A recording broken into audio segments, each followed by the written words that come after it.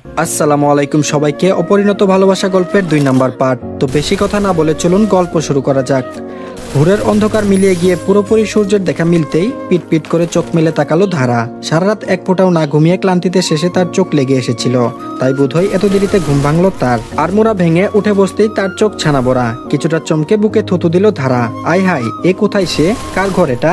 চোখ ঘুরিয়ে চারপাশে তাকাতেই তার হৃদস্পন্দন একটু থেমে আবার নতুন করে শুরু হলো। কয়েক সেকেন্ড স্তব্ধ হয়ে থাকার পর হঠাৎই তার রাতের দৃশ্যপট চোখের সামনে খেলা করতে লাগলো।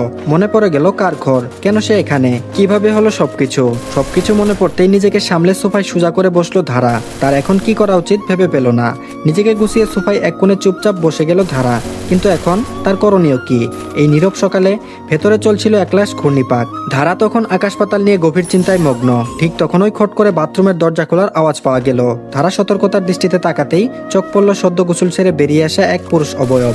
প্রথমে বিছানা রাখা ফোনটা হাতে নিল সে, তারপর নিষ্পৃহ ভঙ্গিতে তোয়ালে দিয়ে মাথা মুছতে মুছতে ধীরে ধীরে ঘরের মধ্যে হেঁটে বেড়াতে লাগলো। এক হাতে তোয়ালে দিয়ে মাথা মুছতে শুরু করলো শ্রাবণ, আর অন্য হাতে মোবাইল ধরে কি যেন দেখছিল। সাদা ট্রাউজার পরা সেই শরীরের উপর কোনো পোশাক নেই, ভেজা গা থেকে গড়িয়ে পড়ছিল পানির কণা। অদ্ভুত এক ঘুর লাগা দৃশ্য। শরীর জুড়ে জলকণা চিকচিক করছে, সূর্যের কিরণে ভেজা চুল ও বুক যেন ঝিলমিল করছে। ধারার চোখ আটকে গেল সেই দৃশ্যপটে। ভেতরে কোথাও কিছু কেঁপে উঠলো। এভাবে কোনো পুরুষকে প্রথমবার দেখছে সে। শ্রাবণের ভেজা বুকের দিকে কেন যেন খুব লজ্জা লাগলো তার। বুকের ভেতর লজ্জা আর অস্বস্তি গুমট জমে লাগলো। নিঃশ্বাসটা আটকে গেল। আবিষ্কার করলো লোকটা অনেক সুন্দর আর মারাত্মক ফর্সা। ঠিক তখনই শ্রাবণ চোখ তুলে তাকালেন তার দিকে। এক সেকেন্ডের জন্য চোখে চোখ পড়ে গেল। ধারা হঠাৎ ওই নিঃশ্বাস নিতে ভুলে গেল। অথচ বিরাট স্বাভাবিক ভঙ্গিতে শ্রাবণ জিজ্ঞেস করলো, কোনো সমস্যা? ধারা যেন নিজের নিঃশ্বাস খুঁজে ফিরছে। এই মুহূর্তটা স্বপ্ন না বাস্তব বোঝার সময় পেল না সে। তবুও নিজেকে গুছিয়ে নিয়ে জড়ানো কণ্ঠে বলল, জি হ্যাঁ, মানে জি না। শ্রাবণ ভ্রু কুচকে তাকালো। ফোনের স্ক্রিন থেকে চোখ সরিয়ে সে এক ঝলক পুরো ধারাকে পর্যবেক্ষণ করলো। আরো বেশি বিরক্ত হলো খানিক। শাড়িটা এলোমেলো ভাবে পেঁচিয়ে বসে আছে, তাতে যেন আরো ছোট লাগছে, আরো বেখাপ্পা লাগছে। শাড়ি যদি পরতেই না পারে তাহলে পরে কি দরকার? মনে মনে বিরক্ত হলো শ্রাবণ। এই যে বাচ্চাদের মতো শাড়ি পেঁচিয়ে জড়সড় হয়ে বসে আছে, এসবের মানে হয়? আরেকটা বিষয় ওর চোখ পড়লো। অতিরিক্ত সাজগুজ করেছে পিচ্চিটা। মুখে ফাউন্ডেশনের পুরো আস্তরণ, ঠোঁটে টুকটুকে লিপস্টিক। এমন করে সাজার দরকারটা কি ছিল? আর কাল রাতে ফ্রেশ হয়নি কেন মেয়েটা? ভেতরে ক্রমশ জমে থাকা চরম বিরক্তি আর বিতৃষ্ণা নিয়ে মোবাইলটা বিছানায় ছুঁড়ে ফেলে শ্রাবণ হঠাৎ বলে উঠলো, তোমার কি কোনো সেলোয়ার কামিজ বা গাউন এমন কিছু নেই? ধারা এক মুহূর্তের জন্য বুঝলো না। হুট করে এমন প্রশ্ন আশা করেনি সে। এরপর একটু সময় নিয়ে বলল, সেলোয়ার কামিজ আছে, কিন্তু ওগুলো তো পুরনো। দ্বিতীয় বাক্যটাতে গুরুত্ব দিল না শ্রাবণ। সাথে সাথে খেক করে বলে উঠলো, এই মুহূর্তে বাথরুমে যাও, গোসল করে সেলোয়ার কামিজ পরবে তুমি। আর খবরদার কোনো সাজগুজ করবে না, কথা বুঝতে পেরেছ?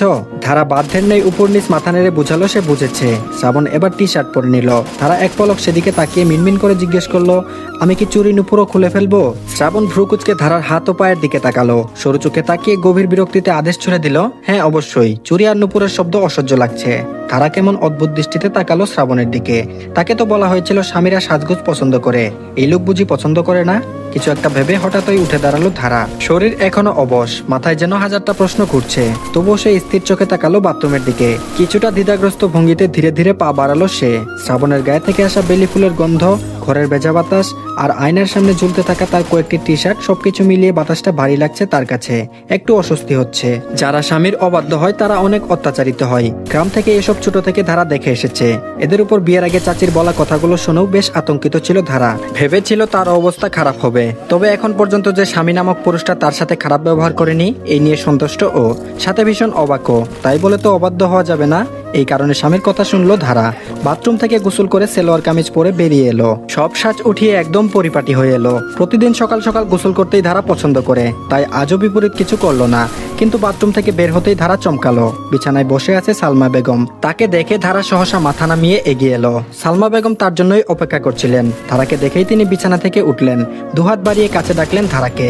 বলল, ধারা এদিকে আসো তো মা। ধারা জানে ইনি তার শাশুড়ি মা, কিন্তু শাশুড়ির ব্যবহার এত ভালো হয়? কি আদর করে ডাকছে। অভিভূত হয়ে এগিয়ে গেল ধারা। সালমা এবার মেয়েটার দুহাত ধরে মাথায় বুলিয়ে দিলেন। তারপর আদুরে কণ্ঠে জিজ্ঞেস করলেন, রাতে ঘুমাতে কোনো সমস্যা হয়েছে? নতুন পরিবেশে মানিয়ে নিতে পেরেছ তো? ধারা এক পাশে মাথা এলিয়ে দিয়ে বলল, জি চেষ্টা করেছি, কোনো সমস্যা হয়নি। সন্তুষ্ট হলেন সালমা বেগম। দীর্ঘশ্বাস ফেলে পুরো রুমে তাকিয়ে একবার সন্দিহান কণ্ঠে জানতে চাইলেন, রাতে তুমি কোথায় ঘুমিয়েছিলে? ধারা এবার এক মুহূর্ত চুপ থাকলো। অতঃপর গভীর চিন্তা না করেই তর্জনী তুলে ইশারা করে বলল, ওই যে ওখানটাই। ধারা আঙ্গুলের ইশারা অনুসরণ করে তাকালেন সালমা বেগম। অসহায় মুখে জিজ্ঞাসা করলেন, সোফাতে? ধারা ধীর গতিতে মাথা নেমে হ্যাঁ বোঝালো। এ পর্যায়ে ভেতরে ভেতরে প্রচুর রেগে গেলেন সালমা বেগম। তার মানে তার আন্দাজই ঠিক হয়েছে, ছেলে তার মোটেও ধারাকে মেনে নিতে পারেনি। রেগে আছে এখনো, কিন্তু তাই বলে মেয়েটাকে সোফায় ঘুমাতে দেবে? এই শিখিয়েছেন তিনি ছেলেকে। তবুও কি আর করার, সবই এখন সময়ের হাতে ছেড়ে দিতে হবে। দেখা যাক কি হয়। আবারও ঠুটগুল করে শ্বাস ফেলল সালমা বেগম। ধারার কাঁধে হাত রেখে বললেন, কয়েকটা দিন কষ্ট করো ধারা, সব ঠিক হয়ে যাবে। আমার ছোট ছেলেটা একটু চাপা, ওকে বোঝাতে একটু সময় লাগবে। কয়েকটা দিন সময় দাও, দেখবে ও ঠিক তোমায় মেনে নেবে। ধারা বরাবরের মতোই মাথা নাড়ালো। সালমা বেগম এবার কিছুক্ষণ থেমে কাতর কণ্ঠে বললেন, আচ্ছা তোমার ঘুমাতে মনে হয় সমস্যা হয়েছে। সোফাতে ঘুমানো মোটেই কমফোর্টেবল না। তুমি কি আমার সাথে ঘুমাতে চাও, অথবা আলাদা রুম? এই ঘরের পাশের রুমটা খালি আছে, আগে আমার ভাগ্নি থাকতো সেই ঘরে। তুমি চাইলে ওর ঘরেও থাকতে পারো। ধারা কিছুক্ষণ মাথা নিচু করে ভাবলো, তারপর মিনমিন করে বলল, আপনারা যেখানে থাকতে দেবেন সেখানেই ঘুমাবো। বুকটা ধক করে উঠলো সালমা বেগমের। না চাইতেও চোখ ছলছল করে উঠলো তার। মায়া হলো মেয়েটার উপর। ছোট থেকে ঠিক কতটা অত্যাচার করা হলে একটা মেয়ে এমন অভ্যস্ত হয়ে যায়। কথাতেই বোঝা যাচ্ছে কতটা অভ্যস্ত ভয় পেতে, কতটা অভ্যস্ত মাথা নিচু করে থাকতে। সালমা বেগম এক মুহূর্তের জন্য নিজেকে শান্ত রাখতে পারলেন না। ধারা যে আজ তাদের বাড়িতে বউ হয়ে এসেছে, অথচ মেয়েটাকে দেখে মনে হচ্ছে এসে আশ্রয় নিয়েছে। তার চেয়েও বড় কথা, এই মেয়েটা ভালোবাসার আশায়, একটুখানি সম্মানের আশায় তার জীবনের সমস্ত ভয় আর দুঃসহ স্মৃতি পিছনে ফেলে এসেছে। তিনি আবারও ধারার মাথায় হাত রাখলেন। এবার একটু দৃঢ়ভাবে বললেন, এভাবে বলছো কেন ধারা? ভয় পেও না মা, তুমি তো এবাড়ির বউ, এবাড়ির দ্বিতীয় গিন্নি তুমি। আমার পরে তো এ পুরো বাড়ি তুমিই সামলাবে, সংসারটা তোমার ধারা। এভাবে ভয় পেও না, এবাড়িও এখন তোমার। আমি আর তোমার শ্বশুর যতদিন আছি কেউ তোমাকে অমর্যাদা করবে না। তুমি এই ঘরেই থাকবে, এই বাড়ির বউ হয়ে, সম্মান নিয়ে। ধারা এবার হালকা একটা হাসি দিল, খুব সূক্ষ্ম সেই হাসি। তবুও সেটাই তার মুখে প্রথম আশার রেখা এঁকে দিল। একটু সময় নিয়ে মিনমিন করে জানতে চাইলো, আমি আপনাকে কি বলে ডাকবো? সালমা বেগম সরু চোখে হাসলেন, তারপর ভ্রু উঁচিয়ে জানতে চাইলেন কি বলে ডাকতে ইচ্ছে করছে। মুখ অন্ধকার হলো ধারার। মনে পড়লো ছোটবেলায় ডাকা মা শব্দটা, সেই যে ছোট থাকতে মাকে হারিয়েছে আর কখনো ডাকেনি। ঠোঁট কাঁপছে ধারার, বুকের ভেতরটা কেমন যেন মোচড় দিয়ে উঠলো। ছোটবেলায় একটা অস্পষ্ট স্মৃতির মতো একটা কণ্ঠস্বর মনে পড়ছে মা, সেই ডাকটা যেটা বহু বছর আগে সময়ের নদীতে হারিয়ে গিয়েছিল। সে মাথা নিচু করে ফিসফিস করে বলল, আমি কখনো মা বলে ডাকিনি কাউকে। আমি কি আপনাকে মা বলে ডাকতে পারি? এই মুহূর্তে যেন থমকে গেল চারপাশ। গলার স্বরটা এত নরম, এত নাড়িয়ে দেওয়া, যেন বুকের গভীর থেকে উঠে আসা কোনো কান্না। সালমা বেগম কিছু বললেন না, ধীরে ধীরে এগিয়ে গলাটা চুয়ে বললেন, ডেকে ফেলেছ তো, একবার বললে তো আর ফিরিয়ে নেওয়া যায় না মা। এই ডাক আমি বুকের ভেতর শোনার মতো করে রাখবো, অবশ্যই রাখবে। ধারা এবার চোখ তুলে তাকালো সালমার দিকে। সেই চোখে ভয়ের ছায়া নেই, আছে কিছুটা আশ্রয়ের আলো। ধরা পড়ে সে ভীষণ করে চেয়েছে এই মা ডাকের প্রতিদান। সালমা এবার আলতো করে বললেন, এবার বলো তো কোথায় থাকতে চাও? ধারা এবার কিছুক্ষণ ভাবনায় ডুবে গেল। গতরাতে সে এটুকু বুঝেছে, লোকটা তাকে অপছন্দ করেছে হয়তো, আর ধারার উপস্থিতিতে মনে হয় বেশি অস্বস্তি বোধ করেছে। মানুষটাকে সমস্যায় রাখতে চাইল না ধারা। ঠোঁট ভিজিয়ে জানালো, অনুমতি দিলে পাশের ঘরে থাকবো। উনি আমাকে হয়তো পছন্দ করে না, আমার উপস্থিতি ওনাকে বিরক্ত করতে পারে। সালমা বেগম বোঝার মতো করে মাথা নাড়ালো। প্রথমে কথাটা শুনে মন খারাপ হলেও ন্যানো সেকেন্ডের মধ্যে চোখ জল করে উঠলো তার। মনে মনে হয়তো কোনো ফোন দিয়ে আটলেন কিছু একটার। চোখ বুঝে অনেকক্ষণ কিছু একটা ভেবে ফট করে বললেন, ঠিক আছে, তুমি দুপুরের পরই সব জিনিসপত্র নিয়ে পাশের ঘরে যেও, আমি ঘর পরিষ্কার করার ব্যবস্থা করে দেব। ধারা মুচকি হেসে মাথা নাড়ালো। ঠিক সেই মুহূর্তে রুমের দরজার বাইরে থেকে করা নাড়ার শব্দ এলো। শ্রাবণ বলল, মা তুমি এখন বের হতে পারো, আমি অফিসে যাব, দেরি হয়ে যাচ্ছে। শ্রাবণের কণ্ঠে কিছুটা তাড়া আর কিছুটা বিরক্তি মেশানো, কারণ তার মোটেই অফিসে কোনো কাজ করতে হবে না, বরং তবুও যেতে হবে। কারণ স্বয়ং সামিউল শেখ শ্রাবণকে দেশে আসার সাথে সাথে চাচার বিজনেসের হাতে হাত লাগিয়ে দিয়েছেন, তাই দেশে থেকে তাকে বিজনেস সামলাতে হবে। শ্রাবণের কণ্ঠ পেয়ে সালমা বেগম ধারার দিকে তাকিয়ে চোখ ইশারা করলেন, ভয় পেতে নিষেধ করলেন। তারপর দরজার দিকে এগিয়ে গেলেন। দরজা খুলে বললেন, হ্যাঁ যাচ্ছি তো বাপ, একটু অপেক্ষা কর। এত তারা কিসের তোর? শ্রাবণ দরজার পাশে দাঁড়িয়েছিল, গলায় ব্যাগ ঝোলানো, হাতে ফোন। মায়ের মুখের ভেতর অদ্ভুত কোমলতা দেখে থমকে গেল সে। ভেতরে চোখ ফেলতেই চোখ পড়লো ধারার সঙ্গে। তারা এবার মাথা নিচু করলো না, চুপচাপ শান্ত চোখে তাকিয়ে রইলো তার দিকে। তবে এক মুহূর্তের জন্য সন্তুষ্ট হলো শ্রাবণ। মেয়েটা যে তার কথা শুনে সেলোয়ার কামিজ পরেছে তা দেখে তার ভালো লাগলো। এই তো এখন সে ঠিকই সুরসী মনে হচ্ছে, কত স্নিগ্ধ লাগছে। গত রাতে কেন যে এত সেজেছিল মেয়েটা, এখনো তা ভেবে পায় না শ্রাবণ। এদিকে সালমা বেগম দরজা পুরো খুলে ধারাকে বললেন, যাও মা, তোমার শ্বশুর নিচে আছে, তোমার জন্যই অপেক্ষা করছে, একটু চাটা খেয়ে আসো, আমি ওর সঙ্গে কথা বলে নিচে আসছি। আর দুপুরে যেটা বললাম মনে রেখো। তারা মাথা নেড়ে ধীর পায়ে নিচে চলে গেল।